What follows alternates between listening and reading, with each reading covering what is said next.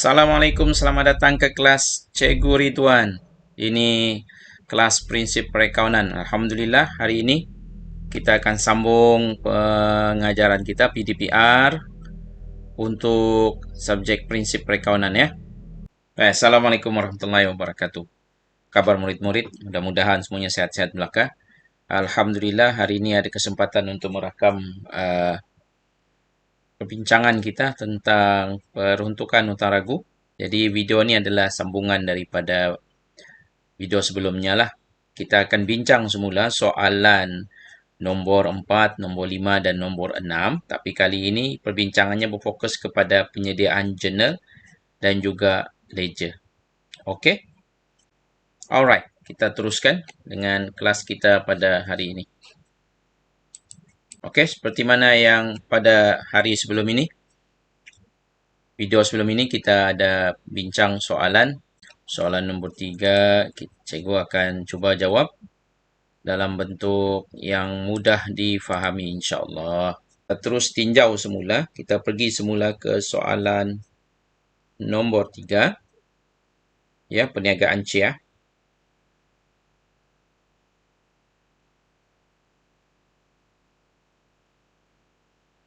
Jadi, fokus kita adalah macam mana nak menyediakan peruntukan taragu, catatan debit dan juga catatan kredit. Kemarin telah pun cikgu terangkan tentang pengiraannya. So, ringkasnya, PHR, kali lagi, dinilaikan seperti berikut untuk soalan inilah. Kali dengan 5%. Okey, soalan ada di atas sini, RM725. 725. Okey. Baik, jadi sekarang ini, jadi apa yang perlu didebitkan dan apa yang perlu dikreditkan. Jadi basic idea dia ada. Jadi, di dalam jurnal, apa yang perlu dibuat? Pertama sekali, perlu diingat apa yang didebit dan apa yang dikredit. Okey, jurnal apa? Jurnal am. Debitkan, kita akan debitkan belanja dipanggil hutang ragu. Ya, dan kita akan kreditkan peruntukan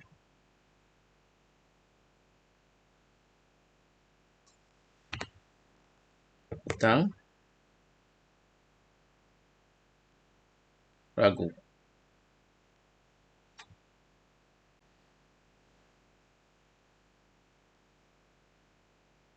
Itu yang kita debit dan apa yang itu yang kita akan kredit. Jadi cikgu tidak tunjuk catatan jurnal lah. Awak tahu sudah cara nak buat kan, sebelah debit dan sebelah kredit. Okey, sekarang ini kita nak tunjuk yang paling penting adalah apa jadi di sebelah ledger am untuk akaun peruntukan hutang ragu. Okey, kita pergi ke muka surat yang kedua. Jadi ada dua akaun yang terlibat, akaun belanja hutang ragu, akaun hutang ragu dan juga akaun peruntukan hutang ragu. Jadi ini saya lukis besar supaya pengguna telefon masih boleh nampak.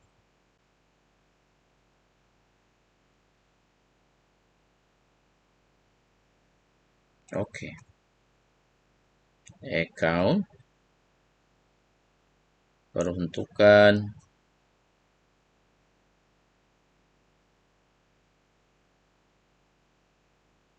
hutang ragu. Akaun peruntukan hutang ragu. Jadi maklumat sudah diberi di soalan nombor 3 tu ada petikan imbangan duga, ada maklumat peruntukan hutang ragu 540. So apa yang kelihatan di dalam catatan ini adalah seperti berikut. Tahunnya 2017.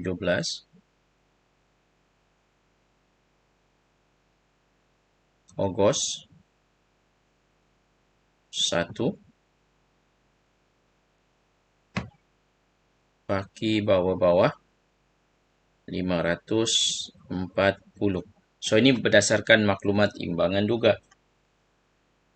Jadi setelah kita kira, maklumat yang kita dapat dari sekiraan ini, Rp725, PHR yang terkini. So, target kita,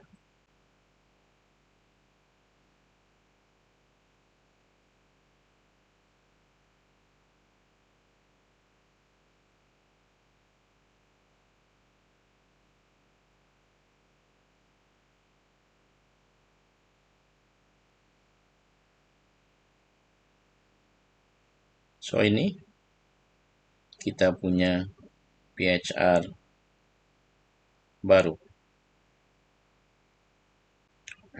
Itu target kita.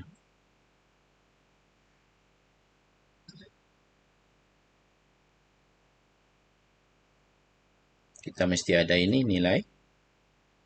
Perhatikan cikgu buat kaedah terbalik untuk menerangkan perkara ini. Oke. Kaedah undur dipanggil.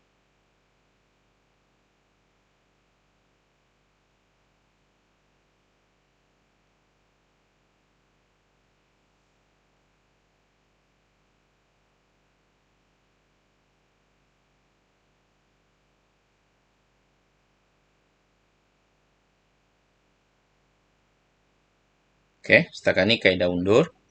Jadi apa jadi kepada bahagian ini? Untuk menjadi angka penggenap.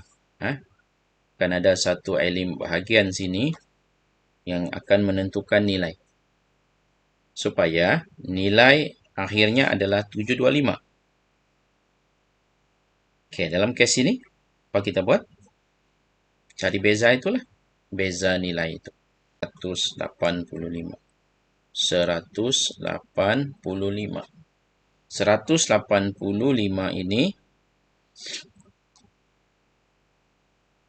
pada Julai 31,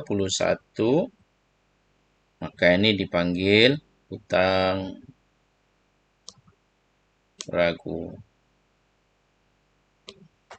Oke, apa yang hutang ragu? Hutang ragu bertambah. Oke, kita tengok buku teks sebentar. Bagaimana buku ini mencadangkan cara perekodan. Oke, sorry.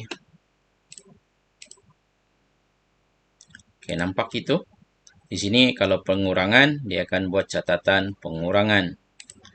Oke, untuk pertambahan, mereka akan gunakan perkataan pertambahan peruntukan hutang ragu. Dan di dalam buku teks ini, mereka memperkenalkan akaun dipanggil akaun pertambahan peruntukan hutang ragu. Ini jadi akaun belanja lah. Oke, silibus lama kita tidak buat sedemikian. Tapi inilah yang ditulis di dalam buku teks ini. Oke, jadi cikgu untuk tujuan pengajaran cikgu akan menggunakan kaedah yang sama. Oke. Jelas ya? Oh, tak nampak buku. Oh, sebentar. Cikgu tak perasan. Nah, ini dia. Ini buku yang awak perlu tiru cara dia. Tapi teknik dia adalah seperti mana yang cikgu cakap. Kita fokuskan kepada ini. Dan saya undur ke sini. Dan kaedah undur. Maka saya akan dapati nilai yang sedang dicari dipanggil angka pengimbang. Oke ya. Dan butiran yang digunakan dalam buku teks ini adalah seperti ini. Pertambahan peruntukan hutang ragu. Walau bagaimanapun, format yang pernah kami ajar adalah kita tidak guna perkataan pertambahan. Kita cuma letak hutang ragu, kurungan pertambahan. Boleh saja begitu ya. Oke, tak apalah. Jadi kita teruskan di sini. Oke ya. Jadi saya padam ini supaya mudah. Oke, mengikut silibus Anda, kita akan tulis perkataan pertambahan peruntukan hutang ragu. dan nilai dia adalah Rp185. So, ini cara dia untuk menyediakan akaun peruntukan Taragu untuk soalan nombor 3. Okey. Sekali lagi, ini pengiraan dia. Kemudian, mesti maklum, ada 2 akaun. Kita akan kreditkan peruntukan Taragu. Dia bertambah nilai. Dan kita akan debitkan satu akaun yang dipanggil hutang ragu. Tetapi dalam kes alternatif, nampak gayanya ini betul. Tapi dalam buku teks, mereka juga mencadangkan perkara ini. Jadi, cikgu akan catatnya. Atau, okay, debit pertambahan peruntukan hutang ragu, saya sebagai singkatnya, dan kreditkan peruntukan hutang ragu. Jadi mudah saja. Asal benda tu bertambah, kita akan kreditkan PHR dan wujudlah satu akaun debit yang dipanggil belanja, iaitu pertambahan peruntukan hutang ragu. Dan ini adalah jawapan yang cadangan jawapan cikgu untuk soalan nombor 3. Okey? Senangnya. InsyaAllah. Boleh. Soalan nombor 4. Anda boleh buat perkara yang sama. Kamu akan dapati maklumat ini 20,000 kali dengan 5%, 3%, maaf. Soalan 4. Dinesh.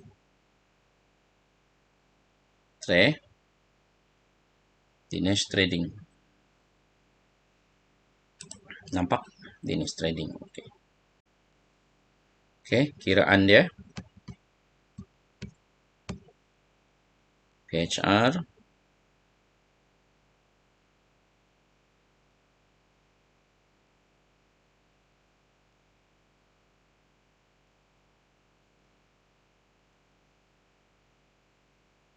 RM600. Analisis awak.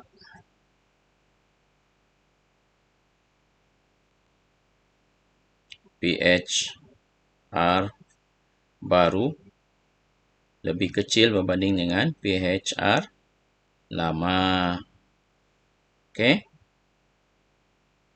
Jadi bila awak letak sini 600 tolak 725 ikut saya cara cikgu, kamu akan dapati adalah negatif 125.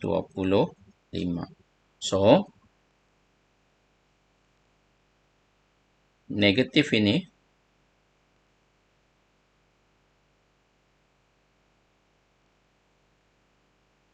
penanda pengurangan. PHR. Senang saja. Asal saya tolak PHR, nilai ini. Saja kamu buat macam gini lah. Bila buat analisis, PHR baru tolak berbanding dengan PH lama. Kita akan dapati PHR lebih kecil berbanding PH lama. Dan memang kita tahu nilainya sepatutnya negatif. Sepatutnya akan negatif. Jadi ini matematik je lah. 600 tolak 725 dapat negatif. Okey. So, itu 125. Apa yang perlu kita debitkan? Dalam kes ini oleh kerana kurang, maka kita akan buat catatan di mana debit. Kita akan debit, jadi kita guna singkat debit. Kita akan debitkan PHR untuk tujuan mengurangkan dia. Dan kita akan kreditkan akaun dipanggil pengurangan peruntukan hutang ragu. Okey, dan so cara rekod dia.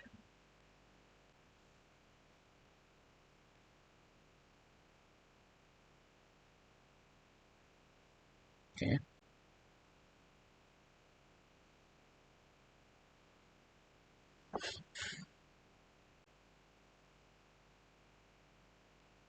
Count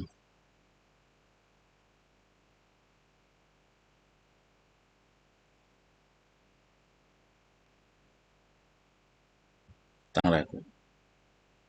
RM, RM. Jadi perhatikan berdasarkan soalan ini. Okey. Berdasarkan soalan peruntukan teragu yang asal 725, imbangan duga diberi pada 30 November 2018. Maknanya tarik awal tahun untuk akaun ini adalah tahun 2017 juga, dan Desember 1, bulannya Desember 1 hari bulan. Dan ini kita boleh tulis baki bawa ke bawah 725. Okey. Jadi buku muka surat 264 boleh digunakan cara penyediaan dia. Okey. Perhatikan baik-baik cara perekodan itu. Okey. Now 725, jadi sama juga kaedah yang cikgu baru tunjuk tadi. Undur, kaedah undur. Jadi buat besar-besar. Jadi ingat tu baris tu 1, 2, 3, 4, 5 atau 6. Sesuailah molek lah sudah tu. Jangan kurang dari itu. Okey, sediakan dulu. Okey, apa yang kita mahu sekarang? Nilai akhir. Tengok ini, 2018 November 30. Jadi walaupun peruntukan teragu tu 725 di imbangan duga, tapi sebenarnya 725 tu adalah baki bibi. Manakala baki bibi yang baru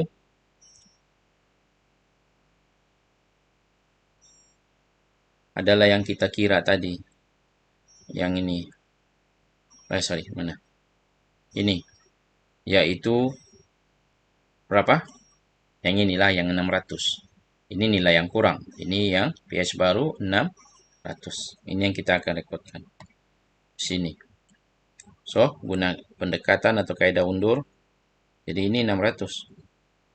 Okey?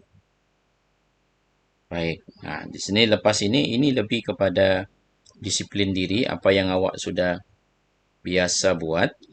Okey? Okey, ini maaf. Ini kita tukar. Kan November 30. Saya pangkal sana, awak perhatikan. Kita tukar. Mana pemadam ni? Tukar kepada Desember 1. Desember 1. Terlupa ni. Desember 1. Okey. So, 725 menjadi 600. Untuk tujuan exam selalunya cikgu galakkan buat macam ini. Tak apalah. Kalaupun nampak tak kemas ataupun jauh. Tapi fokus dia adalah kaedah langkah. Jadi perhatikan. Ini 600 yang saya sudah kira. Sekarang ni saya undur daripada BB ini ke atas 600. So, di sini adalah beza, yaitu 125. 125. Jadi ini apa perkataan dia? Dalam buku teks ada tulisannya pengurangan. Peruntukan hutang ragu. Okey, so 125 patut di atas. Okey, boleh potong begitu atau boleh padam. Simple je. Kisahlah dia need ke tidak kah? Okey, tulisan cikgu mungkin jadi tidak bagus sebab komputer yang saya pakai ni sudah mula panas. Jadi tulisan itu terjejas sikit sensitivity dia. Baik. So, inilah dia jawapan dia. Awak boleh lihat. Okey. So, area ni. Item ini. Angka pengimbang. Okey, ini yang kita cari tadi. Ini angka pengimbang ya. Okey. So, jelas. Jadi, saya harap jelas di sini. Jadi, cukup sampai di sini saja video untuk tunjuk cara oleh Cikgu Ridwan. Manakala soalan yang seterusnya, saya harap murid sendiri boleh cuba ya, soalan nombor 5 dan soalan nombor 6, cuba buat apa yang telah ditunjuk kaedah yang sama, uji diri kamu. Okey, soalan 5, 6 dan boleh ajukan persoalan tu kepada cikgu. Okey, dengan mengepilkan ataupun attach ataupun hantar gambar dalam WhatsApp atau Telegram jawapan kamu dan kita akan bandingkan sama ada betul atau salah. Okey guys? Okeylah. Apa lagi? Jadi terima kasih kerana mengikuti kelas ataupun lebih tepat lagi menonton rakaman perbincangan PHR ini. Diharapkan semua yang murid-murid yang mengikuti kelas cikgu dapat sedikit sebanyak manfaatnya lah perbincangan kita pada hari ini. Okey. So last sekali ingat satu saja bahawa prinsip perakawanan ini adalah salah satu subjek elektif memang, tetapi dia berikan kamu satu jalan untuk kamu melibatkan diri dalam kerjaya perakawanan. Lebih mudah lah ya. Lebih mudah dengan adanya subjek ini, subjek tambahan lain yang ditetapkan oleh universiti. Okay, I see you around. Assalamualaikum warahmatullahi wabarakatuh. Kita jumpa lagi.